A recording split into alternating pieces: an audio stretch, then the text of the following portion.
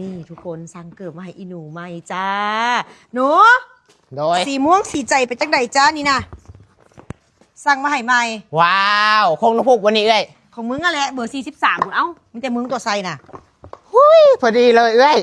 ปลาเกือบแดงตัวนี้ก็คุ้มทุกคนจ้ะแม่นสั่งยูจีนหัน100 หยวนนี่แหละเขาบอกใส่แต่คู่เดียวนี่บัตรนี้ได้คู่ไหมตัวนี้ก็ทิ้งไปเลยมึงที่ทิพย์มันยังดีอยู่อีนี่เอาลองเบิ้งเจ้าประเด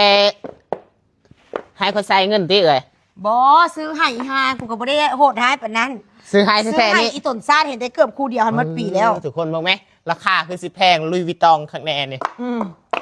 แต่ก็บ่ได้ให้ใส่อยู่ในเมืองได้ไปทุ่งนาสวนของพุ่นแหละเชื่อไปเห็นยังเอ่ยเกิบไม่ก็ต้องใส่แถวแบบงานใหญ่ๆย่างหน้าคอยเสียได้ไปทุ่งนา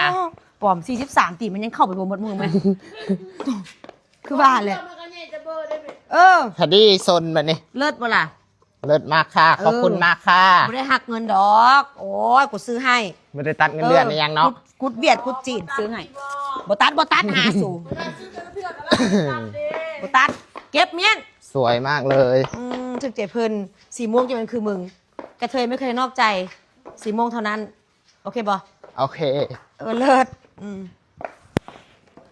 และอย่าลืมเอาครีมหน้าสดไปใส่ในทุกคนนะมื้อนี้พักผ่อนหน้านะแต่ว่าหน้ายังใสหน้ายังช้ำหน้ายังเบาทุกคนจะนอนท่ากลางคืนฟื้นฟูผิวหักษาฝ้าสิวกระเมนจุดด่างดำได้ดีกางเว็บเบรกกระเด็นเนื้อแป้งผสมของพื้นทานแล้วเนียนปกปิดบางเบากันน้ำกันเหือทุกคนเอาเซตนี้ไปใช้หน้าใสอีหลีจ้ะ